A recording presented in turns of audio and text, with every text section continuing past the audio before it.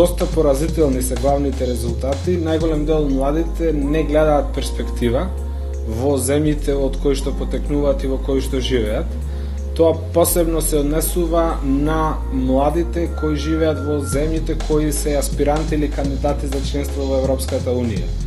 Значи, ако се сумира сето тоа, немање можности за социјален и економски, за социјална ситуираност, за економски напредок, живеењето во една лоша политичка ситуација, се доаѓа до неочекувани или нормални резултати, каде голем, огромен дел од младата популација во Македонија, над 50%, во Косово и во Албанија уште повеќе, сакаат да заминат од својата држава, сакаат да заминат трајно. Најчесто се гледаат себе си во некоја од земјите од Западна Европа.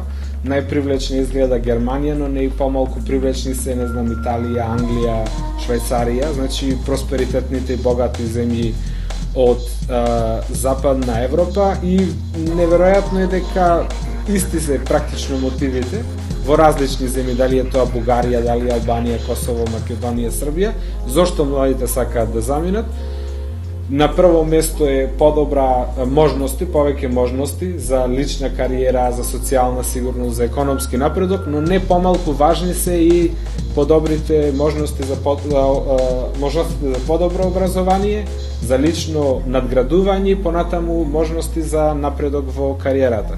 Значи, сето она што им фали во својата држава, гледаат дека можат да го субституираат денеска во Западна Европа и повеќе побрзо се стремат да ја напуштат државата и да се реализираат таму, отколку да останат во своето место на живење, во државата каде што потекнуваат, и да се обидат тука да променат нешто. Ja sam Sanja Šišević iz Podgorice, iz Crne Gore, imam 23 godine. Zovem se Tijana Čolić, dolazim iz Srbije, okolina Beograda, Grocka. Završila sam Filološki fakultet u Beogradu. Ja sam Nemanja Živković iz Pirota i Srbije. Јас сум Гоце Велевски, имам 26 години, работам моментално во Хајгана Медија како графички дизајнер и креативец. Аз се викам Вања Инделеска, имам 20 години.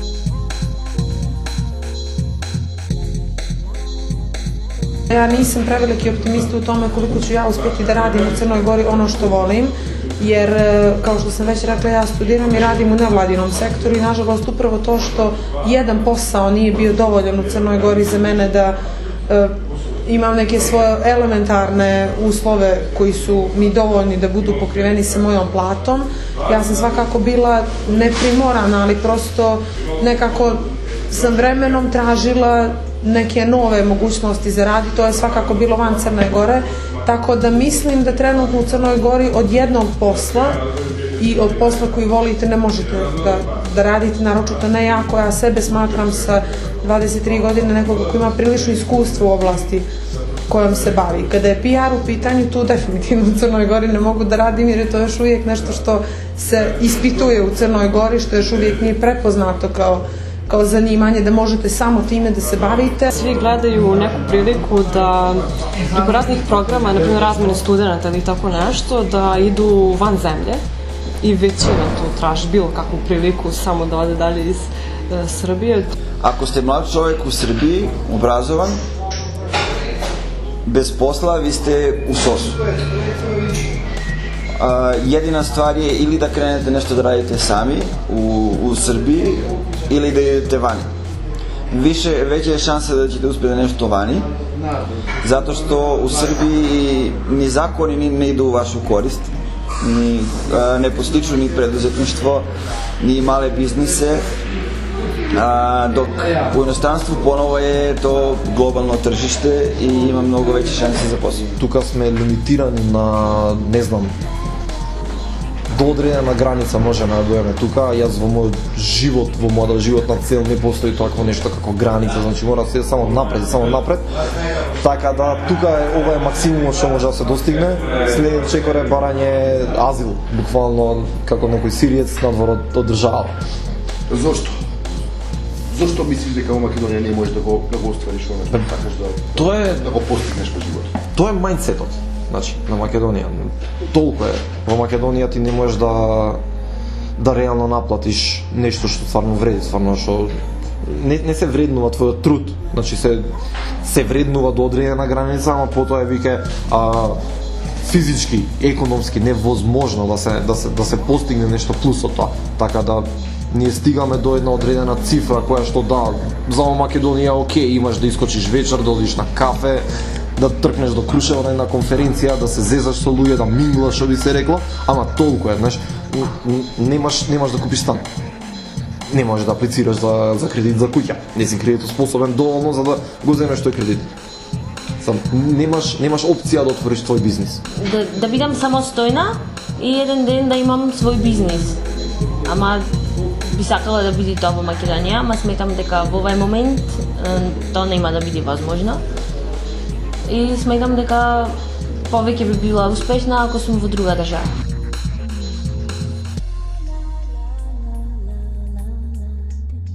Teško je naći posao, treba imati dobru vezu za bilo koji posao, eventualno da se pridružiš nekoj stranci političkoj, pa onda da napreduješ. Ja sam iz Grocke, to je manje mesto i tu se sve zna. Ako si u toj stranci, imaš mogućnost da dobiješ posao, rijetko kad se desi da budeš neutralan, a da opet napreduješ, da stvoriš karijeru.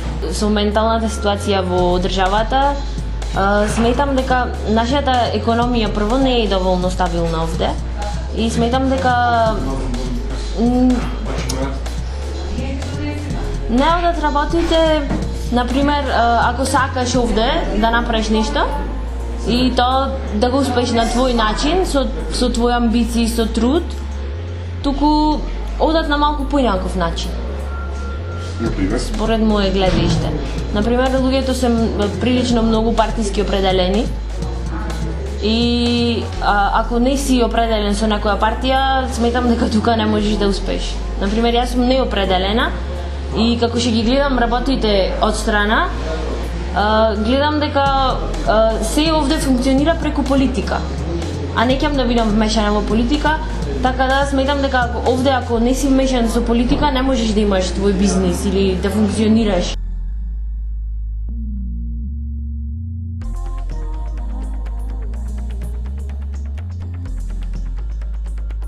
На 26 години си прилично успешен. Со тие години тоа си е прилично импресивно. Значи може да се успее, да кажем. Да, ама има граница докај што можеш да успееш. Има таа границата кај што нели ти си успешен графички дизајнер, взимаш рецимо 500 евра плата и тоа е тоа. Понатака, кога треба нешто да се деси. Во Македонија мене прв пат у живот ми се деси да јас им кажам дека имам 7 години искуство како дизајнер и агенцијата во која што имав интервју да ми рече скап си имаш премногу искуство. Искуството е проблем во Македонија. Не е предност, значи се преби, зашто тоа е општеството кај нас, преби да земеме некој тази искочен од факултет, да му даеме 100 евра и да носи кафе и демек да дизајнира некои работи, да глави навечер и сето, него да земеме некој искусен што побрзо ќе ни ја заврши работата, ќе ни донесе повеќе пари и за истите тие повеќе пари ние ќе му даеме на него повеќе пари. Тоа е проблемот тука што се дешава моментално во мојот сектор. Зборам, не сум доволно учен за сеопшто секторите, сеопшти работи, зборам чисто за дизајнот како дизајн. Тука е најголемиот проблем.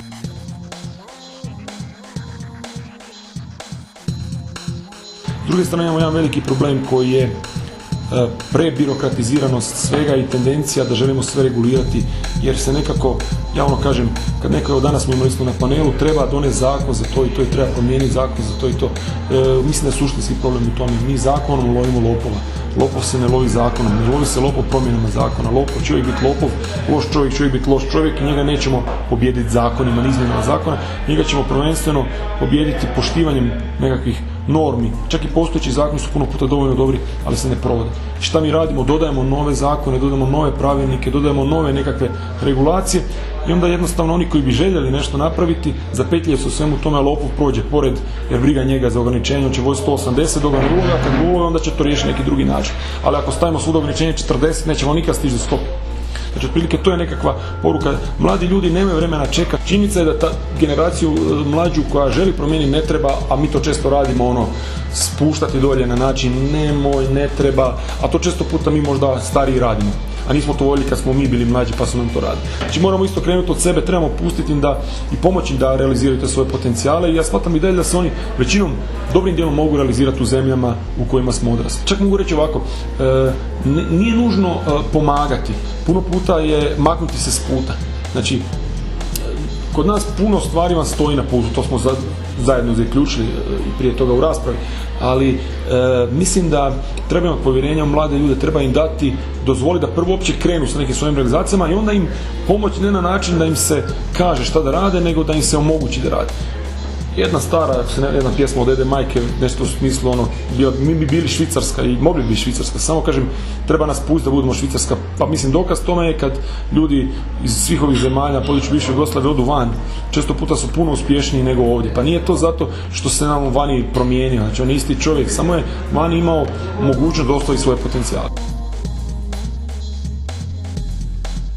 Ja bih definitivno rekla da krenu da rade svoj posao kako treba i da krenu da zaista suštinski gledaju stvari i da prilikom svake odluke uzimaju u obzir kako će to da se odrazi na mlade ljude.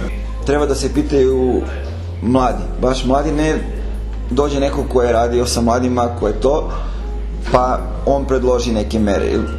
Mislim, znamo svi kako Evropska unija funkcioniše i to su neki političari visoki i to koji imaju nekog iskustva u radu sa mladima. Međutim, kad bi se pitali mladi iz svakodnevnog života, kad bi to krenulo ne od ozgo na dole, već od ozdo na gore, da se recimo mladi iz običnog života pitaju šta možete vi da uradite za nas. Pa onda to na nivo organizacije se prenese, pa na nivo krovnih organizacija, na nivo vlade i onda dalje. Mislim da se tu negdje krije rješenje.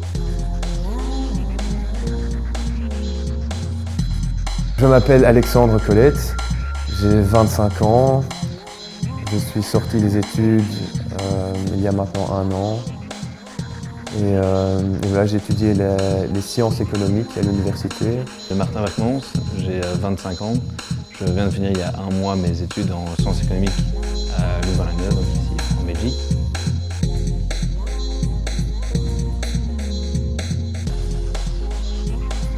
En Belgique, il y a clairement des emplois, il y a mon ressenti est que vous pouvez trouver, qui que ce soit peut trouver un boulot ici. Maintenant, ça dépend quelles sont vos exigences. Est-ce que vous dites, moi j'ai fait l'université donc je dois trouver un boulot qui est universitaire, bah alors là vous allez peut-être mettre plus de temps à trouver. Mais si vous voulez vraiment travailler et si vous êtes vraiment, disons, à peu près à prendre le premier boulot venu, là je pense que vous pouvez très facilement trouver. Donc en effet, je pense qu'il y a une demande et une offre qui se rejoignent assez facilement, dépendant des exigences de l'employeur et de l'employé.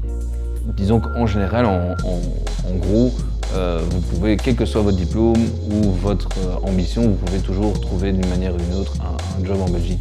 Vous allez peut-être mettre 1 an au lieu de 1 mois, mais c'est tout à fait possible de trouver chaussure à son pied. Moi je pense qu'en tant que diplômé, aujourd'hui, c'est pas trop compliqué de trouver un job aujourd'hui.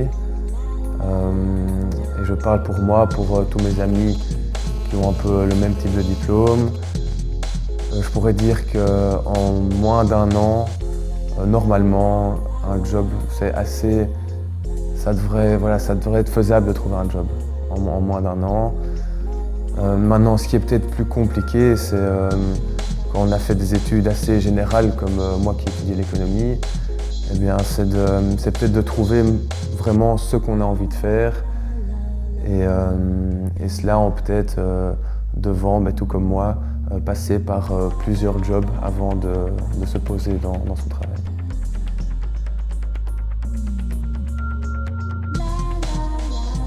En s'inscrivant par exemple dans un cabinet de recrutement où les gens sont là pour nous aider à trouver un job, nous appellent quand il y a un match avec une éventuelle possibilité d'un job qui nous convient.